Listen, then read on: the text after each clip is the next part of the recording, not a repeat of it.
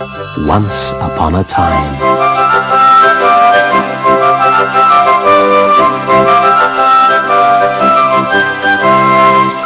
Snow White and the 7 Dwarfs.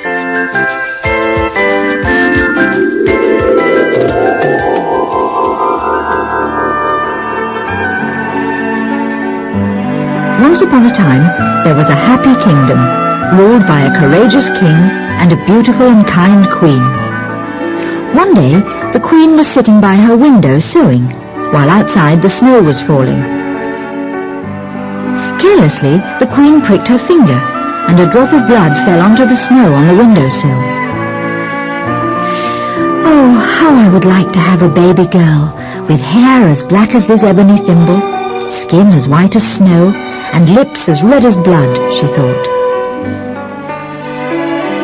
Before a year had passed, the queen gave birth to a beautiful baby girl, with hair the colour of ebony, perfect skin, and blood-red lips, and she called her Snow White. Unfortunately, not long after the little girl was born, the queen died. The king was very sad, but he decided to marry again. He chose a beautiful woman, but she was so vain she couldn't bear to think there was anyone more beautiful. The new queen had a magic mirror, which a very powerful fairy had given to her. Every morning, after dressing herself up from top to toe, she would ask it, "Mirror, mirror on the wall, who is the fairest of them all?" And every morning the mirror would reply, "You, O queen, are fair, and lovely too. In all the land there is none as beautiful as you." The queen knew the mirror never lied, so she was happy. In the meantime, Snow White was growing up and becoming more beautiful every day. Then one morning, the mirror replied to the queen, "You, O queen, are fair and lovely too, but there is someone 1,000 times more beautiful than you." The queen ordered the mirror to name the hateful rival.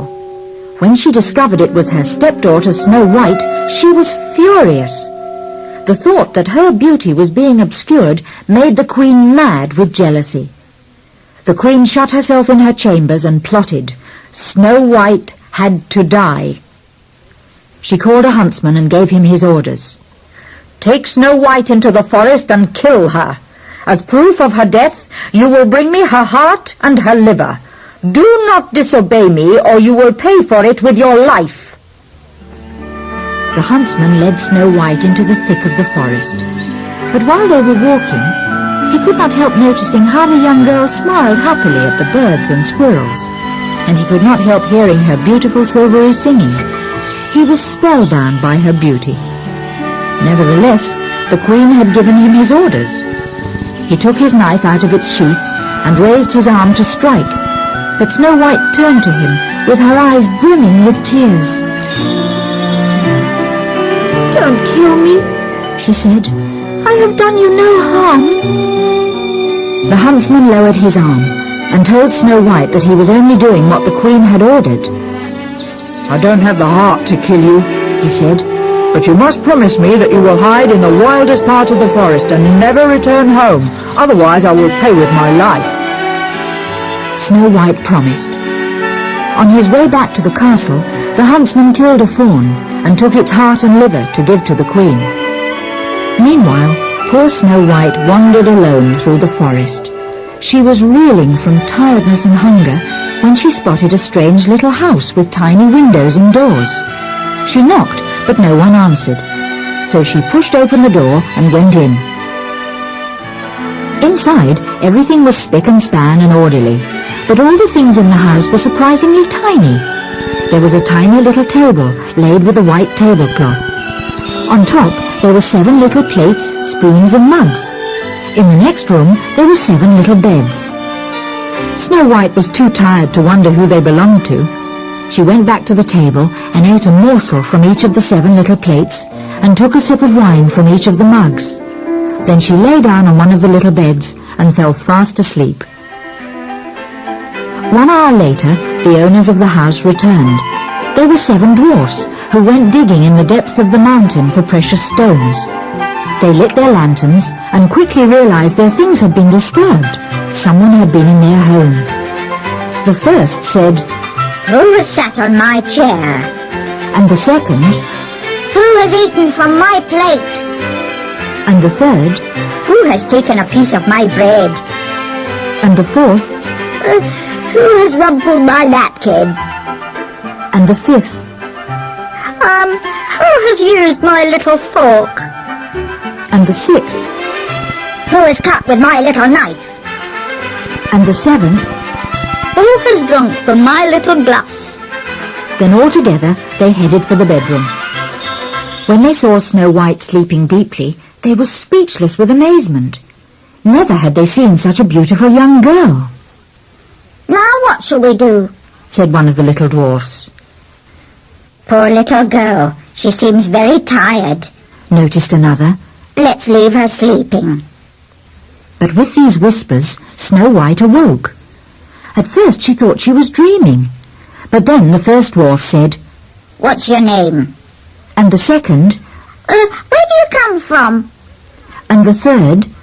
Where did you come into our little house?" Snow White sat up. "My name is Snow White, and I'm the daughter of the king," she told them. "I came in because I did not know where to rest for the night." Couldn't you return to the castle?" asked one surprised dwarf. On hearing these words, Snow White burst into tears and told her sad tale. The dwarfs were really shocked when they heard the evil intentions of Snow White's stepmother. "Why don't you stay and live with us?" said the oldest dwarf. "Right! Said the second. You could look after the house while we're away. You could get a hot meal ready for when we come home. Said the third hopefully. And keep us company in the evenings. Said the fourth. Here, with us, you'll be happy." The fifth assured her. "Yes, Said the sixth. we're a little grumpy sometimes, but we'll love you. Only, watch out for your stepmother. The seventh advised her. Remember not to let anyone in." The days passed happily. Snow White made breakfast for the dwarfs and then waved them off to work and got on with her tiny chores. Meanwhile, in the royal palace, her evil stepmother lived happily, certain that she was again the most beautiful woman in the kingdom. But then, one morning she questioned the mirror, and it replied, "Here in the castle, your beauty is unmatched, but deep in the forest lives the fairest maid in all the land." The queen realized the huntsman had tricked her, and that Snow White was still alive. Shaking with anger, she decided to resort to the magic powers which had been given to her by the powerful fairy who had given her the mirror. She changed herself into a hunched and wrinkled old woman and went to the house of the 7 dwarfs. When she was close by, she started to shout, "Beautiful wares, wares to buy." Snow White, who suspected nothing, approached the hunched old woman. "Look at these beautiful ribbons, my child," said the old woman. "I have just the one to suit you perfectly." She placed the ribbon around Snow White's waist and pulled so tightly that the young girl fell to the ground as if she were dead. That evening, the 7 dwarfs came home and found Snow White lying on the grass, so still they thought she must be dead. They lifted her up, and when they saw the ribbon they cut it quickly, and Snow White came to life. She told them what had happened. "That old woman was none other than your stepmother," they exclaimed. "We told you not to trust anyone." In the meantime, having just reached the castle, the queen hurried to question her mirror, which replied, "Here in the castle, O queen, your beauty is unmatched, but deep in the forest lives the fairest maid in all the land." The queen was livid with rage, but immediately came up with another evil trick. She disguised herself as an old widow and poisoned a comb. She walked up to the home of the 7 dwarfs and tricked Snow White into opening the door. "Ah, I am alone in the world," she said. and I haven't eaten in 3 days." Snow White gave her something to eat and drink, and even suggested that she rest there, but the widow refused. "I must go," she said, "but let me give you a present." Snow White did not want to accept, but the old widow insisted. "You have been so good to me that I want to give you this comb as a present. Allow me to place it in your hair." Snow White lowered her head, and the malicious woman drove it into her hair with all her might. When the dwarfs returned home, they found her lying unconscious on the ground. They hurried to revive her, and when they saw the comb, they took it out and threw it away. Snow White opened her eyes, and the dwarfs were quick to warn her again about her evil stepmother. Meanwhile, the queen had returned to the palace, and feeling satisfied, questioned the magic mirror, which replied, "Here in the castle, O Queen, your beauty is unmatched, but deep in the forest lives the fairest maid in all the land." This reply infuriated the queen. She swore to herself that Snow White would die. She withdrew into a secret room and prepared a potion of toad's legs and unicorn's nails, scorpion's tails, and rat's ears, which she boiled for hours. When it was ready, she took a beautiful red and green apple and dipped the red side into the potion. Then the queen dressed up as a beggar and set off for the dwarf's house. Along the way, she rubbed her hands in glee. Nobody would be able to survive such a potent poison. When she was in sight of the house, she started to shout, "Apples! Beautiful apples!" Snow White came up to the window and told her that she couldn't open the door because the 7 dwarfs had forbidden her to, but the witch did not give up. "That doesn't matter," she said. "I only want you to try one of my apples. They're delicious and don't cost anything." "Thank you," said Snow White, "but the dwarfs have forbidden me to accept anything from anyone." The old woman smiled. "Oh, one apple has never done anyone any harm," she said. "What are you afraid of?" "Are you afraid it might be poisoned? Look, to reassure you, I will also eat a bit." And she bit into the green part. Then she offered the red part to Snow White. "Courage, little girl. Can't you smell how sweet it is?" "What can I fear of such a good old woman?" Snow White thought, and took the apple. But as soon as she put the poisoned apple to her lips, she fell to the ground, dead. The evil stepmother was glowing from her victory. "White as snow, red as blood, black as ebony. Yes, truly beautiful Snow White. Ha ha ha ha!" she cackled. "But this time the dwarfs will not be able to bring you back to life." And with a sneer she left. As soon as she reached the castle, the queen hurried to question the mirror, and this time the mirror replied, "You, O Queen, are fair and lovely too. In all the land there is none as beautiful as you." The wicked queen was triumphant, but she had one more task. She summoned the disobedient huntsman and ordered him to leave the castle forever. Back in the forest, the 7 dwarfs returned home after their work and found Snow White collapsed on the floor. They tried all the remedies they knew, but this time there was no means of bringing her back to life. They took her in their arms and laid her on a little bed. All 7 knelt down and wept for 3 days and 3 nights. They decided to bury her in an oak coffin studded with diamonds, which they had collected from their mine. But when they saw that after 3 days Snow White was even more beautiful than before, her skin snow white and her hair shining ebony, they built a crystal case instead, and on the top they wrote her name in golden letters.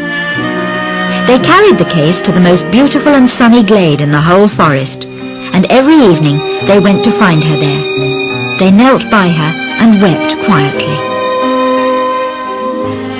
A long time passed, and Snow White continued to lie in her crystal coffin. She seemed as if she had fallen into a deep sleep. One day, a young prince rode by. Noticing the coffin of crystal, he stopped and read the inscription. On seeing the beautiful young girl, he fell hopelessly in love, and remained there the whole day, kneeling by her side. When evening came, the 7 dwarfs came into the clearing and saw the young prince in tears. They told him that Snow White was the daughter of a king, and that she had been poisoned by her evil stepmother. "I want to carry her away with me," said the prince. But the dwarfs wouldn't be separated from Snow White for anything in the world. "I beg you," pleaded the prince. "I feel that I cannot live without her. I will protect her. I will honor her as she deserves, and I will love her for the rest of my life." When the dwarfs realized what the prince's feelings were, they granted his wish. The prince ordered that she be carried carefully by his men, and a procession was formed by the dwarfs and all the animals of the forest. But on the way, one of the servants tripped on a root and lost his balance. With the jolt, the piece of poisoned apple that Snow White still had in her throat fell out, and very slowly she opened her eyes. "Oh, where am I?" she asked. The prince took her hand and kissed her. Then he told her of his great love for her, and explained how he had found her in her crystal case in the forest. He also told her that he would like to take her as his wife, and asked her to go with him now to the grand castle where the king, his father, lived. The 7 dwarfs and all the animals were overjoyed that Snow White was alive, and they waved goodbye with tears in their eyes. Snow White promised that she would return often to visit them in the forest. The wedding was celebrated with great pomp, and by chance, Snow White's stepmother was invited too. The moment she recognized the beautiful bride, she was so overcome by rage that she died on the spot. But Snow White and her prince lived happily ever after.